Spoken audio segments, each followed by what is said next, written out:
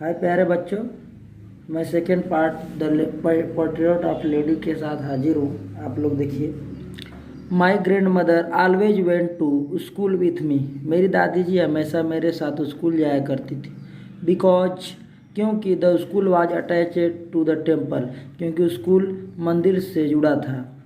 The priest टाट अस, पुजारी मुझे हमें पढ़ाते थे। The alphabet and the morning prayer, सुबह की प्रार्थना और वर्णमाला को पढ़ाते थे। वाइल जब द चिल्ड्रेन, बच्चे, sat in the row in either side, दोनों साइड ऑफ द बरामदा, बरामदे के दोनों साइड जब बच्चे बैठ जाया करते थे। सिंगिंग द अल्फ़ाबेट, वर्णमाला को गाते थे। और द प्रेयर, अथवा प्रार्थना को गाते। इन चोर, समवेत स्वर, मतलब एक साथ प्रार्थना को और वर्णमाला को गाते थे। My grand mother said in side reading the scripture, और मेरी दादी जी सेट बैठकर इनसाइड रीडिंग द स्क्रिप्चर, अंदर बैठकर धर्म कथाओं को पढ़ती थी।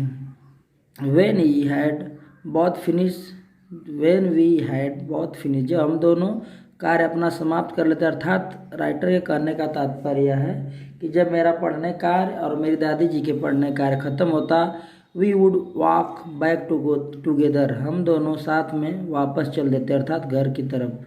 दिस टाइम, इस समय, द विलेज डॉग्स, गांव के कुत्ते, वुड मीट अस, हमसे मिलने आते, at the temple door, temple door मंदिर के दरवाजे पर। उस वक्त गांव के कुत्ते मंदिर के दरवाजे पे हमसे मिलने आते। They followed us to our home growling, वो हमें पीछा करते करते घर तक गुर्राते हुए, एंड फाइटिंग, लड़ते हुए, इधर इधर एक दूसरे से पावड़ा चपाटी हुई, थ्रू टू देम, अर्थात जब हम उनके लिए चपाती जो फेंके थे उनके लिए वे एक दूसरे से लड़ते हुए, ग्रोलिंग, गुर्राते हुए हमारे घर तक हमारा पीछा करते थे या पीछे पीछे आते थे। वेन माई पेरेंट्स, जब मेरे माता पिता, वेयर कंफर्टेबली, मतलब बहुत ही आराम से, सेटल मीन व्यवस्थित हो गए, इन द सिटी, शहर में, जब मेरे माता पिता शहर में आराम से व्यवस्थित हो गए।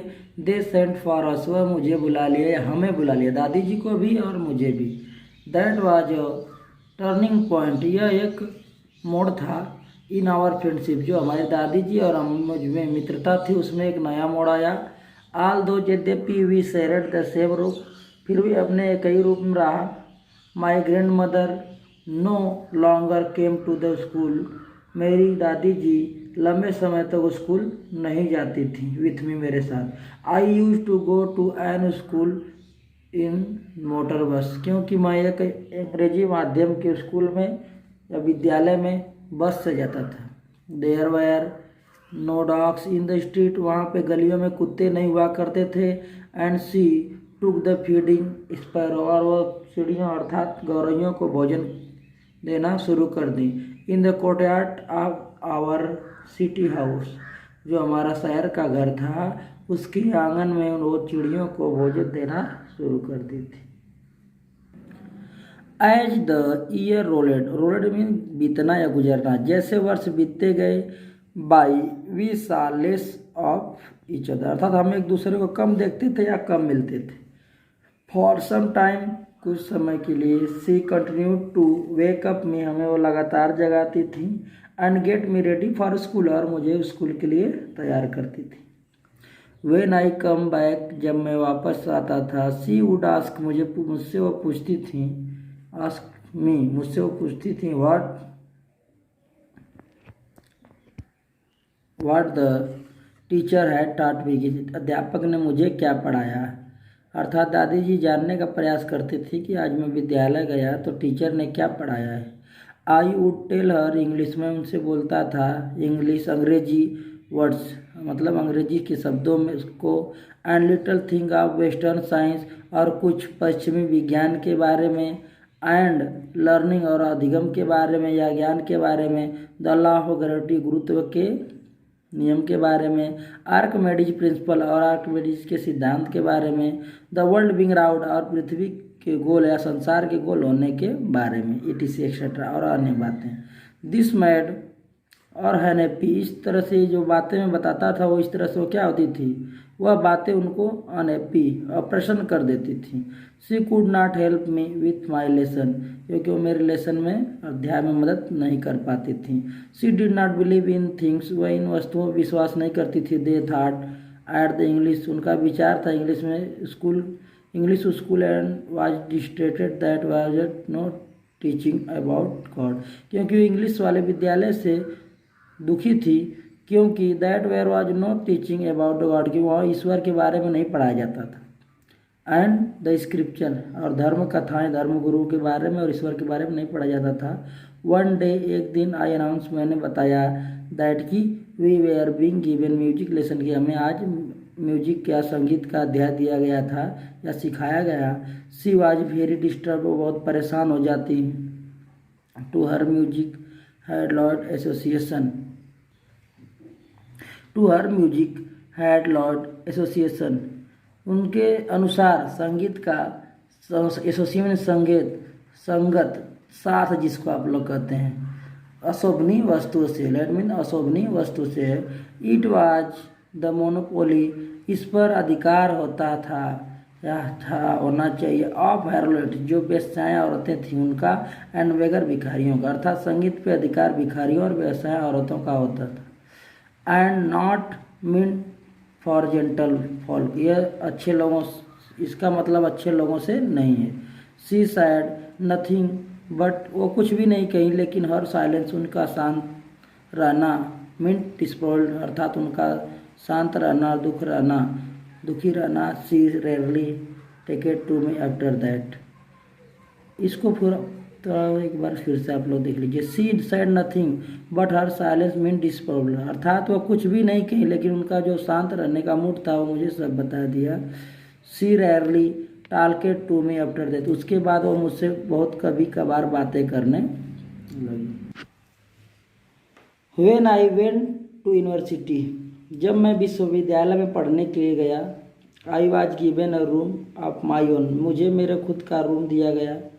The common link of friendship, the common link मतलब जो साधारण तो संबंध था, ऑफ फ्रेंडशिप मित्रता का, वाचने पे टूट गई। जो हमारी और दादी जी की मित्रता थी, साधारणता, वो क्या हुई, स्ने पे टूट गई। My grandmother accepted her seclusion with the resignation, मेरी जो बूढ़ी दादी माँ थी, उन्होंने स्वीकार कर लिया, हर सेक्लूसियन मतलब शांत आवास, विथ रजिस्ट्रेशन मतलब शांत भाव से वो उस आवास को क्या कर लिया, स्वीकार कर लिया कि चलिए मुझे अकेले ही रहना ठीक है।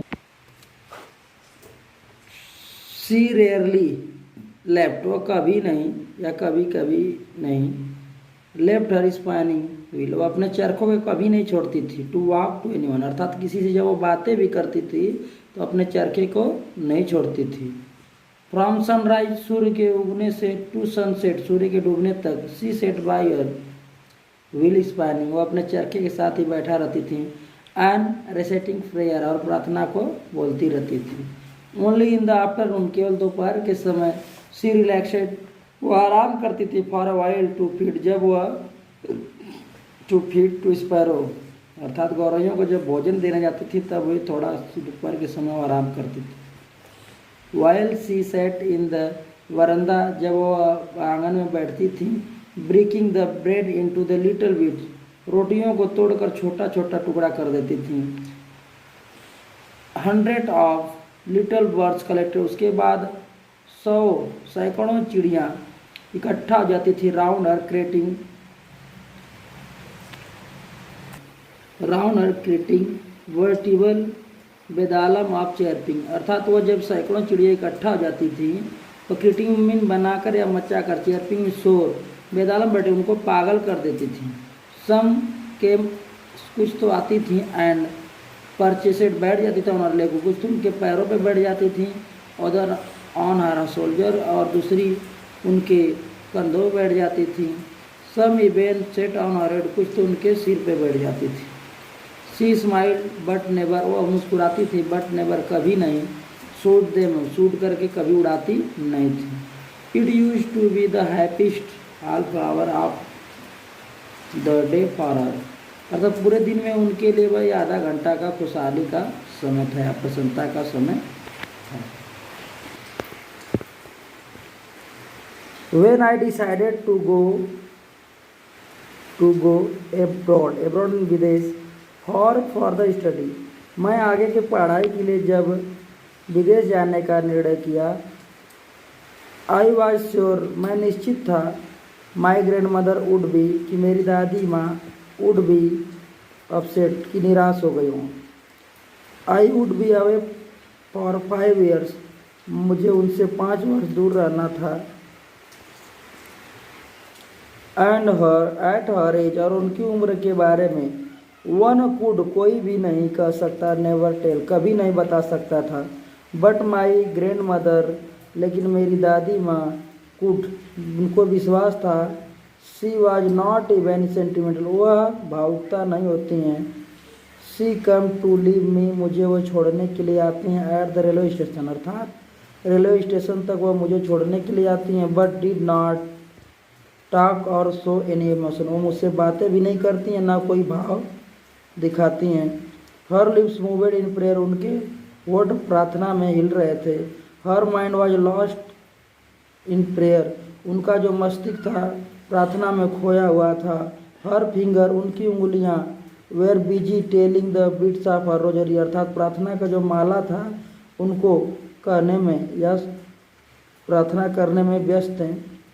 साइलेंटली सी किसेड माई फोरहेड, और शांत रूप से ही उन्होंने मेरे ललाट या सिर पे किस किया। एंड वेन आई फेल्ट, आई, तभी से मैंने महसूस किया, I cherish the most imprint of the perhaps last.